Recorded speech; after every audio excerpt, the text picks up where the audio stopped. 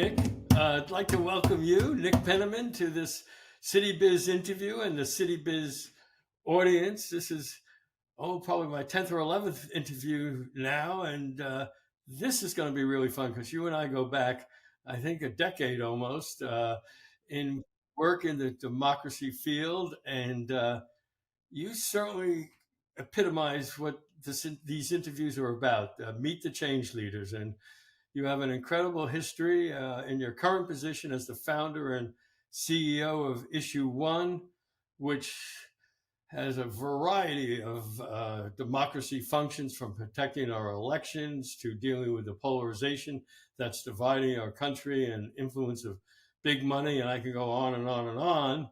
And prior to your work with Issue One, you had a very influential career as a journalist.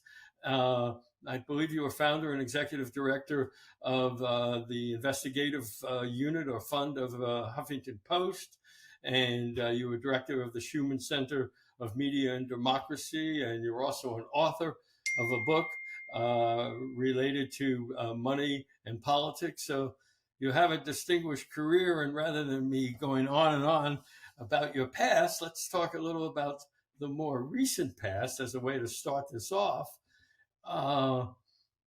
If you had to look back at the last year, despite your long career in the democracy field, is there any particular accomplishment or challenge that you're most focused on now as a result of what's happening now, or your reflections back on 2023?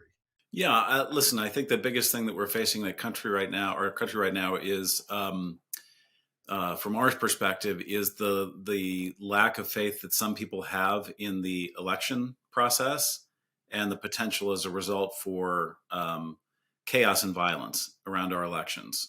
This being an election year, that's ultimately very important right now. And looking back, I would say that our biggest accomplishment as a result was passage of the Electoral Count Amendment Act, which updated a law that was written back in the late 19th century that governs how Congress and the Electoral College interact with each other. And basically, what we did is we nailed a lot of stuff to the floor that needed to be nailed to the floor, and created a lot of clarity about Congress's role when it comes to the presidential election and the Electoral College, which will reduce a lot of potential for chaos and confusion in the future. Well, that leads to an interesting question to help our audience understand what Issue One is. How do you influence legislation? And what's the process for doing so? And how do you stay out of the partisan fray? Everything is so politicized nowadays. So, are you strengthened by the fact that you are nonpartisan? How do you navigate those tricky waters? I mean, listen, we're explicitly bipartisan. Every nonprofit organization in the country, by definition, has to call itself nonpartisan. They can't be partisan actors. We go farther than that, and we say we're bipartisan. We work with Republicans and Democrats, and of course the few independents who are in Congress, to get stuff done. And listen, David, when I first founded the organization, the first thing I did was I went out and recruited 200 former members of Congress to join the organization in a massive advisory board. 85 of those 200 are Republicans, and we've got former cabinet secretaries, we've got former senators and Congress people. We've actually now also gone beyond Congress and started recruiting secretaries of state, governors. It's totally bipartisan through and through. And the point that I like to make on this is that people should try to think about our democracy as a soccer field. It's the field that we all play on. You can be on one team or the other, but everyone has a common interest in making sure that the field is level and well maintained and optimizes the potential for competition and for resolution, for winners and losers in the end, who then move on like adults and then try harder next time. So that's kind of the way that I think about it. And, when you present it that way to members of Congress, they get it. They get it. It just takes time. Yes. Well, obviously, you're a very patient man. You've been doing this for many, many years. And I want to reflect on something I'm going through and see if uh, if it is similar to something you might be going through. The work we do is going to take time. We're not going to solve the problems existing in Congress or gerrymandering reform or money in politics or the other important issues we're working on. We're not going to do it overnight. Has your focus changed at all recently, very recently, with the upcoming election and your concerns about the integrity of the election, what might happen as a result, not who will get elected necessarily, but the process of itself and the damage that it could cause our democracy? So are you focusing a little more on short-term thinking now, or you're just sort of plodding along and realizing that this is a long-term game? No, well, this is a long-term game, and let me just talk about that for a second. Then I'll tell you what we're really focused on the next 9 months. Uh, Listen, when people think about conservation or the environment, none of them think that there will be an end point to that work. No one thinks that all of a sudden the Nature Conservancy or the Sierra Club is just going to fold up shop and move on, because stewardship of the natural world on which we depend is a lifetime project. It's a multi-generational it'll keep going on, right? I think that we need to develop the same mentality about democracy at this point. And the founders predicted this. The founders knew that the democracy would have to be amended and renewed and stewarded by each generation. And so I think that's the mentality we should be working with at this point, and that donors and philanthropists and the people who do the work should be assuming. So it is a lifetime, and it'll go on as long as this democracy goes on. It will go on. In terms of the next 9 months, listen, we are really worried about, as I said at the beginning, the potential for chaos and violence around this election. I can't believe that I have to say that. That's not the world that you grew up in, David, or that I grew up in. But unfortunately, that's the world we're living in right now. And it is a small portion of the public, but it's a small enough portion of the public who might be willing to engage in political violence, or might be willing to engage in kind of constitutional chaos, that it's a real worry, because it could plunge the country into a disaster. So we are mounting a huge election protection effort this year, bipartisan through and through, to inoculate people against disinformation, to fight it in real time, and also to help reassure them about how election processes work and all of the checks, the dozens of checks that are in election processes, so that people can trust the vote.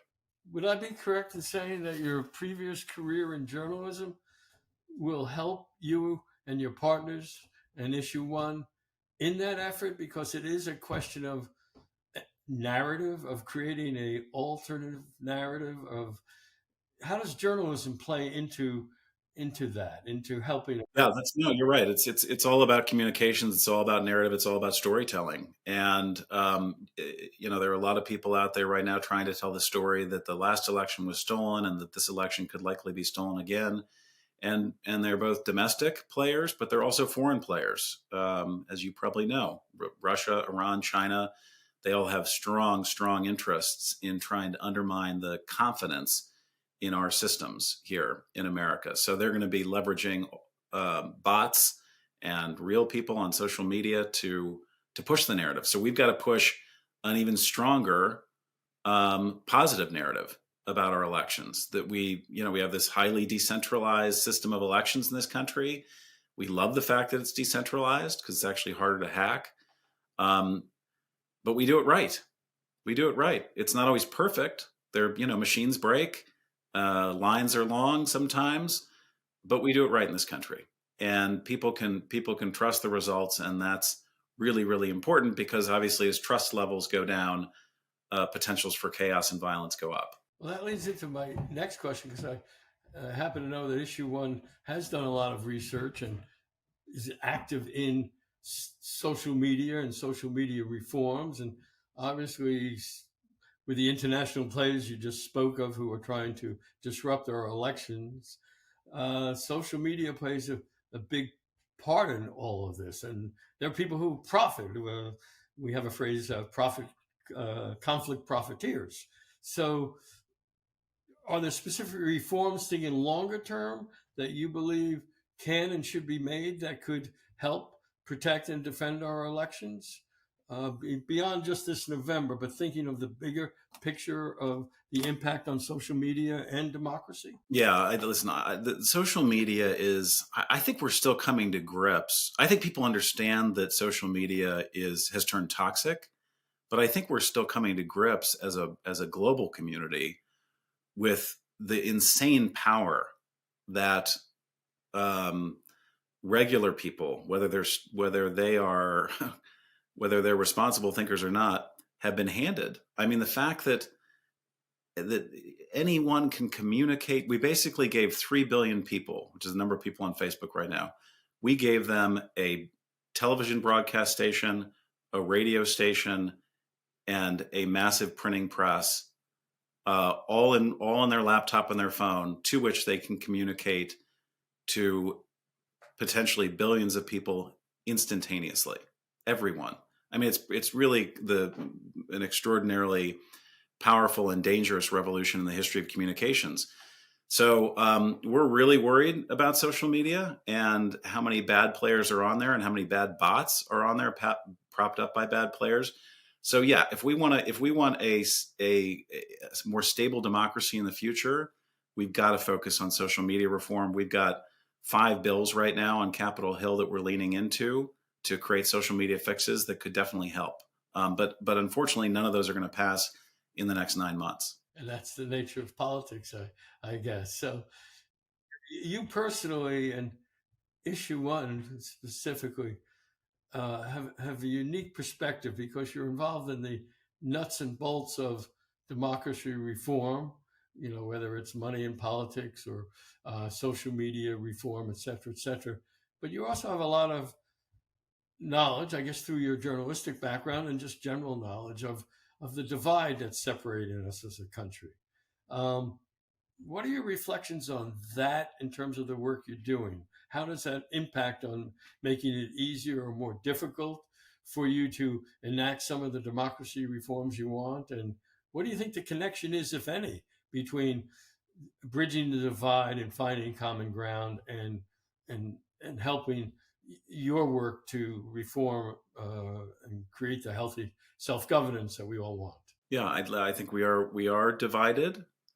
I don't think that we are as divided as most people say in the media, as columnists say all the time. Like when you go to a grocery store in America, just look around at the 100 people that are in the grocery store with you.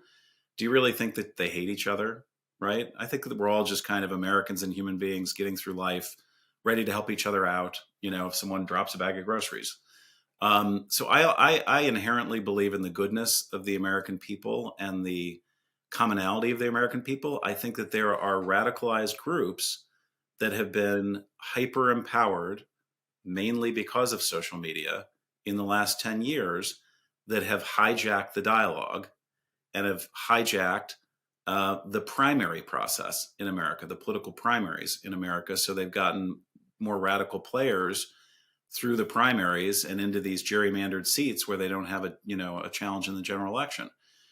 And then once they're in Congress, they are encouraged to fight because that's what works well on social media and then helps them build their profile to get reelected. So the incentive structures that are around members of Congress are to listen to those loud and radicalized voices that have now been empowered by social media.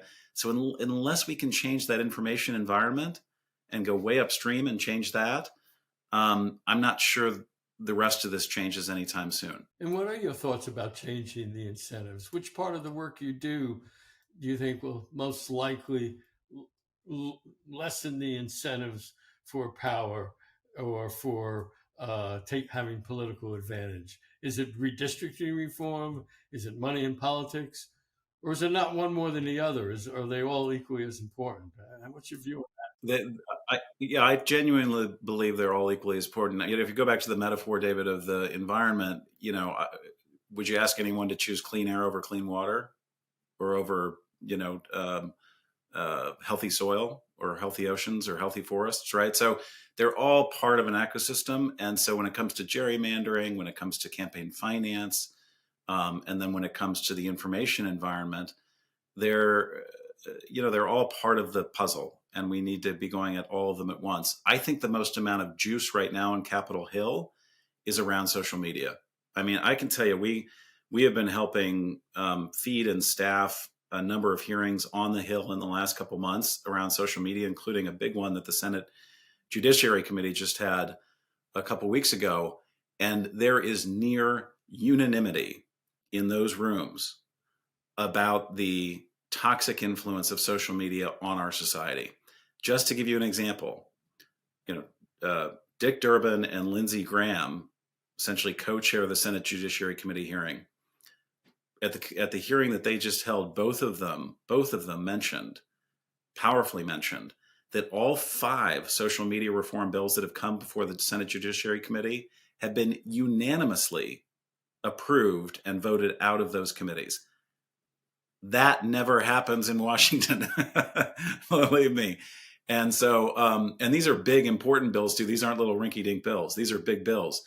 Similarly, just yesterday, a bill passed unanimously through the House of Representatives that would bar data brokers from selling data to Iran, China, and Russia, to our foreign adversaries, so that they don't have the data that they need to be able to manipulate us. Unanimous vote in the House. Never heard of that literally in my adult life. So there is a weird amount of energy on Capitol Hill around this stuff right now. It is definitely bipartisan energy, and we are leaning heavily into it. Well, your optimism hopefully is infectious, and it'll get more help, get more citizens involved in the process. And how does issue 1 do that? Or how do you get citizens involved? Do they lobby for you? Do they write to senators and congressmen? What's their role in the civic engagement process and the issues that issue 1 is involved in? Yeah, we definitely have members of issue 1. They don't have to pay to become a member of issue 1, but they are very helpful when we are working the halls of Congress. Letters don't matter as much these days. It's phone calls, and then it's sit downs with members of Congress, either in DC or when they're back in their home offices. Those still count these days. Those are really important, actually, and I hope people understand that. So we engage them as kind of citizen lobbyists, and then we also engage them as storytellers. So if you just take the social media piece, for instance, we've been working a lot with, it's very sad, but with parents recently whose kids have been bullied literally to death online. Kids who got bullied online and then hung themselves or killed themselves because of that. Those parents have been powerfully telling their stories to members of Congress. They were at the Senate Judiciary hearing when Mark Zuckerberg stood up and turned around and apologized to the parents of the dead kids. That was in part our doing right there. And so, yeah, they do everything from lobby to telling their personal stories about these things to create greater political pressure. So when citizens, they do this to me all the time, and they admire the work we do. I certainly admire your life's work, but they say to me, why should I waste my time? Things will never change. This is the way it is. You're just wasting your time, Nick. Do you have a response to that? Yeah, I would say a couple things. Number one, progress is being made all over the country every single day on democracy, at the local level, at the state level, and we are making slow progress in Washington too. As I said, we just passed a big bill last year around the Electoral College and Congress. So there is progress being made. That's number one. People need to understand that. Number two, we were all born into a democratic society, and it's we the people. And as corny and cliche as this sounds, that means that everyone's on the hook. I mean, that's the privilege of living in a democratic society, is that it's free and that we self-govern. The burden is that we need to self-govern, and that takes work. So, I'm sure people are skeptical. I understand that. And again, the founders understood that people would grow weary and tired, and they would actually find it soothing when people say, I'm in charge and I can fix everything for you. But that's just not the way it works in this country. That's not the way it works. People have got to get involved, especially right now, especially in the coming years, to help renew and rebuild our commitment to democracy. And I'll say this, David, the 250th birthday of America is coming up in 2026. And I can't think of a better, lead up to a big moment than if we saw a surge of citizen energy around democracy in the next 2 years, so that when we hit our 250th birthday, we can really celebrate. Well, hopefully we'll have thousands of people watching this interview, and there will be that surge of energy. Before I end it, curious about a personal reflection, because you didn't start out in the democracy work. You started out as a journalist. Was there any inkling when you were in high school or college that the work in democracy would be part of your life, or is it something that developed through your work in journalism? How did it come about? It developed through my work in journalism. I always wanted to go into journalism, and then I got into it, and I realized at a certain point that we needed more advocates and fewer journalists in the world. We needed people who could take the journalism and turn it into stuff that could then help improve our democracy. So I see them as one and the same, David. Journalism is the fourth estate of democracy, and we do need a lot of improvements in the journalism world right now.